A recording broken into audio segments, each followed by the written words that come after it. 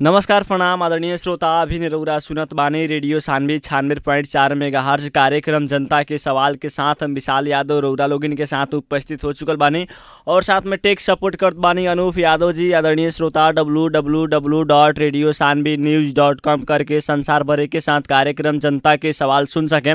और कार्यक्रम जनता के सवाल के साथ आज हमनी के साथ में बानी नेकपा एमाले के राष्ट्रीय प्रतिनिधि परिषद सदस्य प्रद्युमन चौहान जी। सबसे पहले कार्यक्रम जनता के सवाल में स्वागत करे के चाहे। स्वागत बटे कार्यक्रम जनता के सवाल में। धन्यवाद, नमस्कार जी। प्रद्युमन जी, अभी अपने के जहाँ जौना ठाव में बानी वहाँ के अवस्था कोरोना के कैसे रहल बाटे? सामान्य बाटे। पोखरिया नगर पालिका में एका दुक्का जौन बा घटना घटल ह, सामान्य स्थिति में कोरोना के स्थिति बा अभी। जी, अभी कोरोना के लहर दिन प्रतिदिन बढ़ रहल बाटे। रउरा लोगिन के पार्टी के कहाँ तक के जनता के बचावे के खातिर प्रयास रहल बाटे? अब पार्टी तो हमने के अब रूलिंग पार्टी के भीतर बढ़ले बानी सन। अब राष्ट्रीय सरकार जौन बा अब पूरा गांव पालिका नगर पालिका प्रदेश में आह्वान कइए दिल बा कि जितना भी बजट बा पहले जनता बचाऊ कोरोना नियंत्रण कर के ई सब आह्वाने कर दिल बा। अब रह गई कि यहाँ पोखरिया नगर पालिका में ड्यू टू अभी निष्क्रिय नगर पालिका के पदाधिकारी जी लोग अभी के पीरियड में दिखाई दे रहा बा, जौना के चलते थोड़ा दुख प्रकट भी हम कर रहा बानी।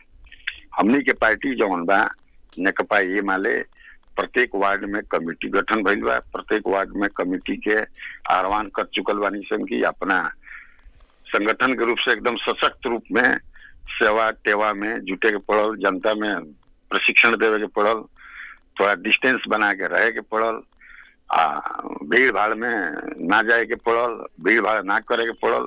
इस सब जौन बा इतना तो हमनी के पार्टी कर रहा बा। जी, रउरा लोगन के पार्टी सर केंद्र लेवल के बाटे और केंद्र लेवल में रउरा लोगन के पार्टी के सरकार बाटे। और सर जहाँ तक बात के लिए एगो प्रश्न बार बार जनता के मन में भटक रहल बाटे जे कोरोना वायरस बाटे और कोरोना वायरस से बचे के खातिर हमनी भी बहुत लागल बानी सन। जनता खुद से सतर्क रहे के चाहत बाटे, लेकिन सतर्क के काथी नहीं के होके देत बैंक के ब्याज। सर सबसे पहले क्या बात रुआ के बतावे के चाहे, गरीब जनता के ऊपर जौन एगो प्राइवेट संस्था यानी कि बैंक रहल बाटे, ई बैंक के ब्याज और ई बैंक के पैसा जौन बाटे ई बैंक वाला लोग बीतल समय के लॉकडाउन में सीधे 50,000 के 1 लाख रुपया बनिलक लोग। प्राइवेट संस्था के बात करत बानी सर, लेकिन फिर आगामी दिन में भी ये हो सकत बाटे कह के ई गरीब के मन में कोरोना से बेसी डर समाइल बाटे। एकरा प्रति रउरा पार्टी के ध्यान कहाँ तक केंद्रित बाटे? अब बैंक तो अब निरंतर ब्याज लागे वाला चीज है। अभी अवस्था में बैंक के थोड़ा सहूलियत होके के चाहिए, तो स्वाभाविक रूप से हमनी के लागत है। अब एक खातिर केंद्रीय अब काठमांडू जब जाई केंद्रीय जब हमने के बैठक हुई राष्ट्रीय प्रतिनिधि परिषद के, वो में जोरदार रूप से हमने के एकदम प्रस्तुति होके सन जहाँ तक ले जनता के जौन बा बैंक के ब्याज बिना होके के चाहिए, हमें हमने के समर्थन बा। लेकिन दिन प्रतिदिन कोरोना महामारी बहुत ज्यादा भयानक रूप ले रहल बाटे और यही में बैंक वाला लोग भी अच्छे रूप लेत बाटे। लोग जो गांव ठाव में जाके पैसा मांगत बाटे लोग किस्ता के खातिर, लेकिन फिर भी अगर बैंक वाला लोग अभी बीच में रुकत भी बाटे, लोग तो लॉकडाउन बिहान के दिन में खुल सकत बाटे, कोरोना महामारी बिहान के दिन में जा भी सकत बाटे, तो बिहान के दिन में बैंक वाला लोग आके फिर दबाव दे हैं जे रुआ लोग ब्याज बुझाई, रुआ लोग 50,000 रुपया ले बनी 1 लाख रुपया दी कह के। तो जितना कोरोना महामारी से पब्लिक ना मरे उतना बैंक के ब्याज से मर जाम। सर पर भी ध्यान केंद्रित होके के पड़ल रउरा पार्टी के। और ठीक बा, पार्टी के सरकार बा तो पार्टी के हमने के मानी सतह पर एकदम ध्यान केंद्रित करके जोरदार रूप से हमने के आवाज उठाए सन। अब बैंक के एगो सिस्टम होला, अब लॉकडाउन में बेवकूफ बा बैंक वाला कि गाँव घर में घूमता है, ओकरा अपने ना घूमे के चाहिए। अब जौना जनता के लगे जाता वो जनता एकदम जोरदार रूप से ओकरा से प्रस्तुत होको कि अभी समय मैंने कोरोना के बाद अभी हम नहीं दे सकत, बाद में जौन हो हमने के सल्टल जाई या ओकरा खातिर जौन बा पार्टी जौन बा सरकार से बातचीत करबे करी, ओकरा खातिर पछाड़ी हमने के ना पड़े। सर अभी जौन ठाव में रुआ बानी वो पालिका में कोरोना भी बढ़ रहल बाटे, दिन प्रतिदिन अवस्था वहाँ गंभीर भइल जात बाटे, ओकरा प्रति रउरा लोगन के ध्यान कहाँ तक पुगल बाटे? अभी पोखरिया नगर पालिका में हमनी के पार्टी एकदम गंभीर बा। अब जनप्रतिनिधि जी लोग जौन बा एकदम चुपचाप एकदम शांत वातावरण में बैठल बा, कोनो प्रकार के एक्टिविटी जौन बा नहीं छे। सर्वपक्षीय बैठक करके एगो निर्णय पर पहुंचे के चाही। जितना बा उतना में जनता के सुख दुख में हमनी के जुटे के चाही। ओकरा खातिर कोनो प्रकार के अभी बैठक ना कैलक है, ओकरा खातिर घोर भर्त्सना हम कर रहल बानी नगर पालिका। लेकिन अभी तक भी न्यूज देखे के मिलत बाटे पोखरिया बाजार में भीड़ भड़ाका भी रहत बाटे। जी जी जी।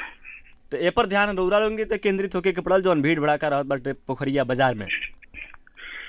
अब हमने के तो अपने सुरक्षित रहता निशान। अब पोखरिया बाजार में उतना भीड़ भाड़ नहीं है, दुकान दौरी जितना बा सब बंदे बा। पुलिस प्रशासन एकदम 10 बजे के सुबह से लेके एकदम रात 9 बजे तक एकदम तटस्थ रूप से एकदम खट रहल बा, लाठी भी चार्ज कर रहल बा। अत्यावश्यक सामग्री किने खातिर खरीदे खातिर अब जनता तो जइबे करी। दवाई भइल, तरकारी भइल, कोनो खास भीड़ भाड़ नहीं है। एकरा खातिर हम सामान्य रूप में अब 10 आदमी 5 आदमी जाता होता, ये तो सामान्य रूप भइल, ओकरा खातिर कोनो बात नहीं है। पोखरिया में आइसोलेशन बेड के व्यवस्था भइल कि ना? अभी नहीं है भइल, कुछो नहीं है भइल। एकरा खातिर कोनो प्रकार के माने बैठक अथवा बातचीत के संप्रेषण जनप्रतिनिधि लोग कैला ही नहीं है। वही से तो घोर भर्त्सना कहीं पोखरिया नगर पालिका के प्रतिनिधि लोग, जनप्रतिनिधि लोग जब नइखे लोग कह रहे तो सर रउरा लोगिन के तो फर्ज बाटे। अभी में राजनीति काहे में जनता के बचावे के खातिर रउरा लोगिन के पहल को सर में बीच में अभी राजनीति के अवस्था नहीं है। काहे से जनता अब मरत बानी भूखमरी से और कोरोना से। तो एमे सर राजनीति के कोनो आवश्यकता नहीं है। अभी फिलहाल जनता के बचावल जरूरी बाटे। जब जनता रहे तब जान भैया फिर राजनीति कैल जाए।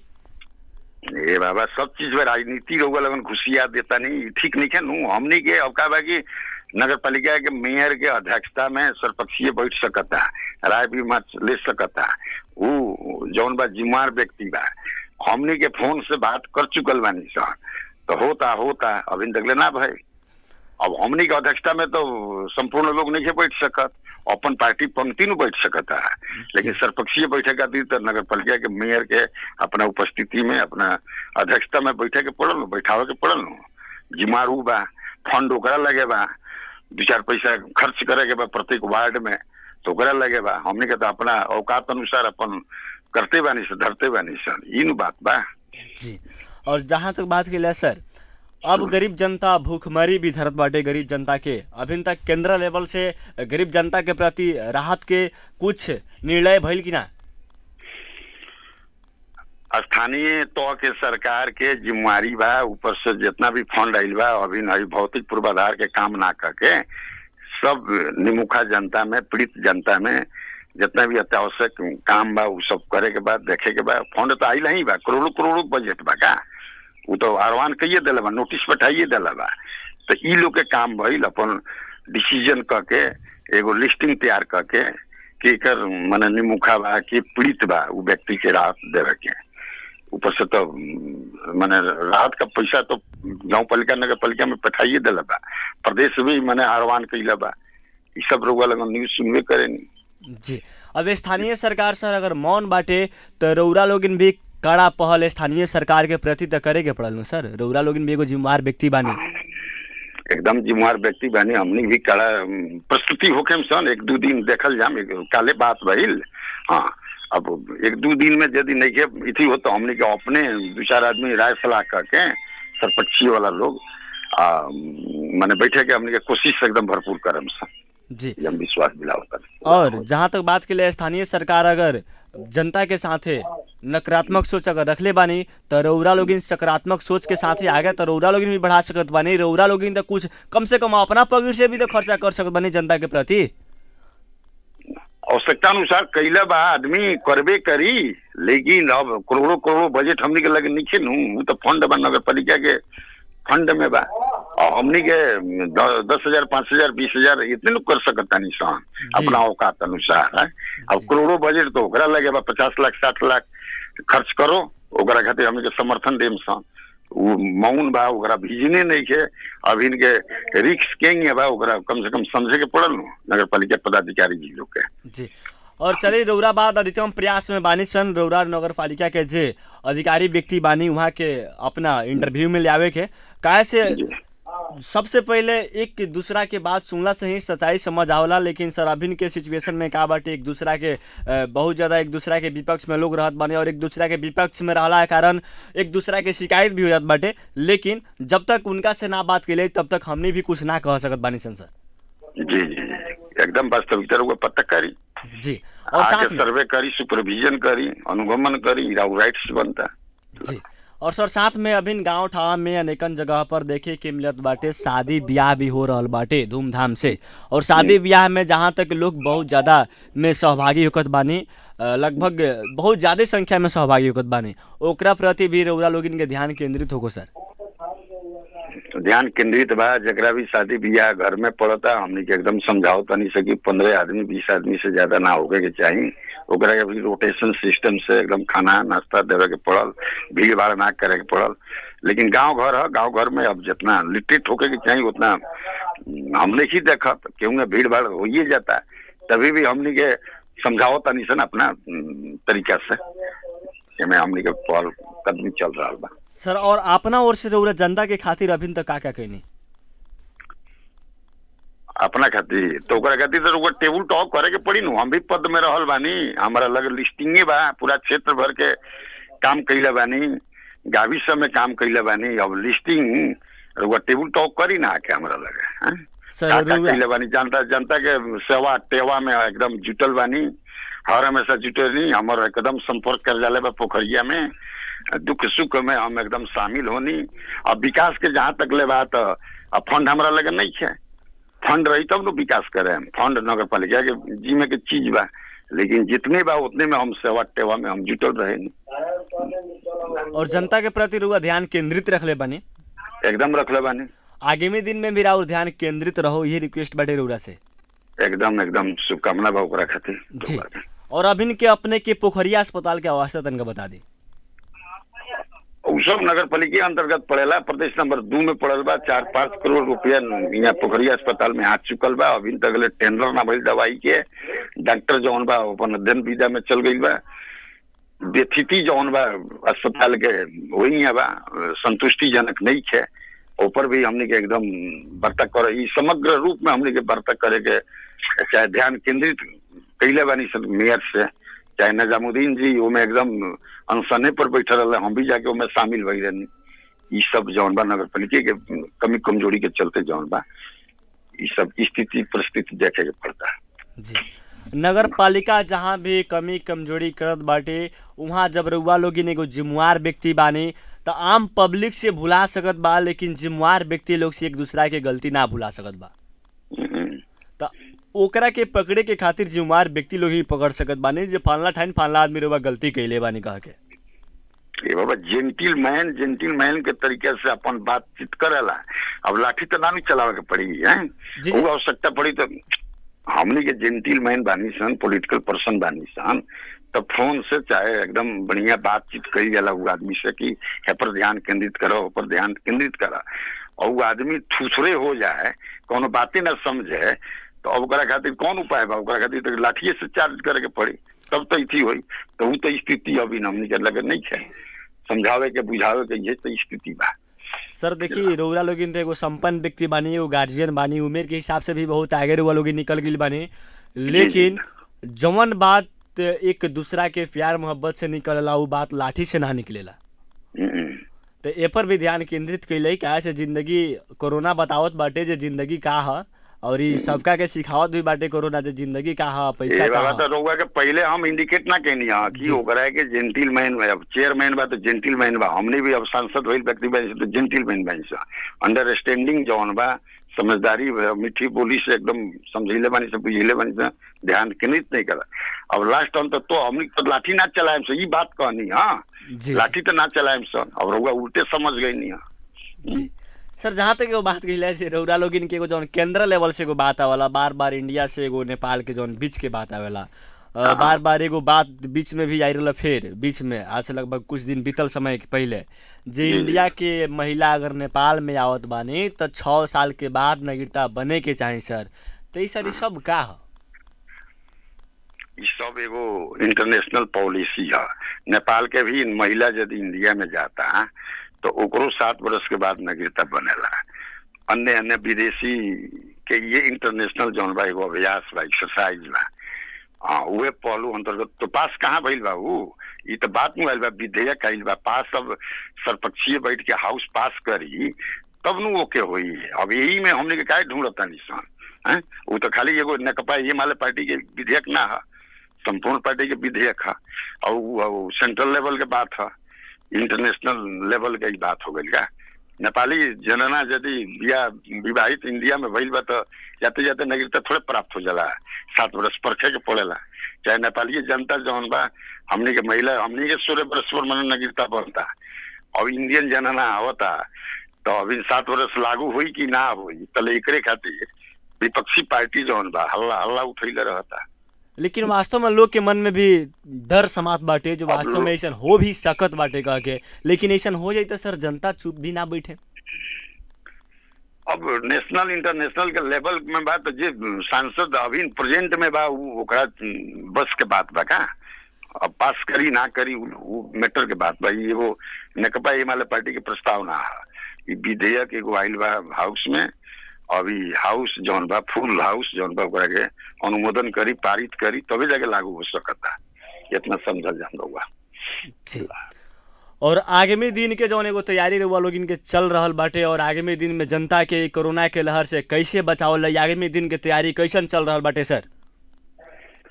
अब कोरोना एगो वायरस है, खाली नेपाले में नहीं है, पूरा इंटरनेशनल में छा देला बा। अब एकरा खातिर जितने नियंत्रण में रहल जाई तबे जाके ऐसे वंचित आदमी रह सकता। एक औषधि जौन बा अब भल इंजेक्शन वगैरह पड़ल है। अब इंजेक्शन तो एगो स्टेमिना स्ट्रॉन्ग करे वाला मात्र है, एक अभी तक ले सर्च नहीं है भाई। अब एगो ड्रग्स शायद अमेरिका निकल बा, और ड्रग्स कब तक ले आई और ओकरा के भी टेस्ट कैला से अब नियंत्रण होई कि ना होई और बात के बात बा का। अभी एकरा खातिर जितने सर सफाई, जितने डिस्टेंस, जितने माने नियंत्रित आदमी रही तभी जाके भाग सकता। सर हम विशेष बस में नहीं है जी सर हम विशेष फोकस रउरा एगो राउर पार्टी एगो केंद्र लेवल में बाटे और राउर पार्टी की एगो सरकार बाटे, तो सर रउरा से एगो पूछे के फर्ज बहुत बढ़िया बनत बाटे जे सर विशेष फोकस हम रउरा से इहे करे के चाहत बानी, जौन एगो बैंक वाला सिस्टम बाटे सर, साथ में लॉकडाउन बाटे, विभिन्न रूम भाड़ा लगायत मीटर के बिल लगायत हर चीज बिल बढ़त बाटे, लेकिन सारा पब्लिक घरे बैठल बानी, ए पर भी ध्यान केंद्रित करे के पड़ल सर। और साथे साथे जितना भी बैंक बाटे प्राइवेट संस्था, ये प्राइवेट संस्था के लोग आवता लॉकडाउन बाद सीधे 50,000 के 1 लाख लोग बतावत बाटे, या सीधे जनता के लूटे वाला भी काम हो रहा बाटे, ए पर भी ध्यान रउरा पार्टी के सरकार के होके के पड़ल सर। एकदम होके के पड़ल। इस सरकार जौन बा जनमुखी सरकार बा, जनता के हक हित में काम करे वाला सरकार बा। लेकिन बीतल समय में कहाँ हक हित में बात भइल सर? जनता के बीतल समय में देखी ना, बैंक के ब्याज तो सीधे 50,000 के 1 लाख भइल सर। रहल बात सरकारी के तो माफ भइल, लेकिन सरकारी में से बड़का बड़का लोग के पैसा उठेला, छोटका लोग के पैसा ना उठेला सर। तो बड़का लोग के पैसा माफ हो या छोटका लोग बिकाइए जाए तो सर पब्लिक की अवस्था कैसे रही? नगण्य रही। एक चलते अब बैंकिंग वाला बात जौन बा प्राइवेट वाला बात बता रह गई कि ओकरा खातिर आवाज बुलंदी उठावल जाई जाके। अब एते पोखरिया खाली संप्रेषण कैला से ई सब संभव नहीं के, के नेशनल लेवल में आवाज उठावल जाई तबे जाके संभव। तो ये आवाज रउरा लोग उठाएम सर? ए बाबा उठावल जाई तो स्थिति होई, काठमांडू आदमी जाई, हमने के बैठक होई, हमने के पार्टी में अपन बात उठाएम सन, एकरा खातिर विश्वस्त रही रहुआ। ठीक बा, जानकारी देने ओकरा खातिर धन्यवाद बा। चलिए सर, अपने के भी बहुत बहुत धन्यवाद बाटे जे समय अपन अमूल्य समय दे के रेडियो सानवी के साथ में उपस्थित बनी, और साथे साथे कार्यक्रम के अंत में रउरा बाने राउर आवाज सुन रहल संसार भर, और साथ में रउरा क्षेत्र के पूरा लोग के और साथ में पूरा नेपाल भर के लोग के रउरा कुछ कहे के चाहे? हाँ, राउर अभी जौन हमरा के मौका देनी है ओकरा खातिर राउर यूनिट के हम संपूर्ण के धन्यवाद देवे के चाहता नहीं। ई कोरोना के समय में जितना भी जनता जनार्दन जी लोग बा, थोड़ा नियंत्रित में रहो, सर सफाई में रहो, डिस्टेंस में रहो। ई जौन बा एगो संकट बा, आपातकालीन स्थिति बा, एमे बच के रहे के पड़ल। सबसे पहले जान बचावे के पड़ल, तब जौन बा आगाड़ी बढ़े के पड़ल। एक ये शुभकामना देत अपन 2 शब्द समाप्त करता हूं। धन्यवाद सर, धन्यवाद। आदरणीय श्रोता, कार्यक्रम रउरा लोगिन सुन्नी हाफिन नेकपा एमाले के राष्ट्रीय प्रतिनिधि परिषद सदस्य प्रद्युमन चौहान जी रनी हमनी के साथ में। और जहाँ तक बात की जाए, हमनी के कोरोना महामारी एगो बहुत ज़्यादा रफ्तार में बाटे, और ये कोरोना महामारी से बचे के खातिर विभिन्न दल के नेता लोग, विभिन्न राजनीतिक क्षेत्र में रहल युवा लोग सब कोई आग्रह करत बाटे रउरा लोगिन कोरोना से बचे खातिर सावधानी अपनाई। लेकिन सावधानी अभी बहुत कम देखे के मिलत बाटे हमनी के देहात एरिया में, लेकिन ए पर भी ध्यान केंद्रित करते रउरा लोगिन सावधानी अपनाई। काहे से हर निकाय अपना खातिर नहीं के कहत, रउरा खातिर कहता। रहल बात दूसर का बैंक के ब्याज, इस सब के तो बहुत ज़्यादा प्रेशर बाटे आम पब्लिक पर, लेकिन ए पर कड़ा पहल अपर की हमनी के भी बाटे और साथ में विभिन्न राजनीतिक दल के नेता लोग के भी रिक्वेस्ट करत बानी सन बार बार जे ए पर भी कड़ा पहल करे के पड़ल। आदरणीय श्रोता, कार्यक्रम रउरा लोगिन सुन के साथ देनी एक खातिर रउरा लोगिन के तहे दिल से धन्यवाद देते और साथ में टेक सपोर्ट करके साथ देने अनूप यादव जी वहाँ के भी तहे दिल से धन्यवाद देते। कार्यक्रम जनता के सवाल से हम छूटे के चाहे सुनत रहे रेडियो 96.4 मेगाहर्ट्ज। नमस्कार, प्रणाम।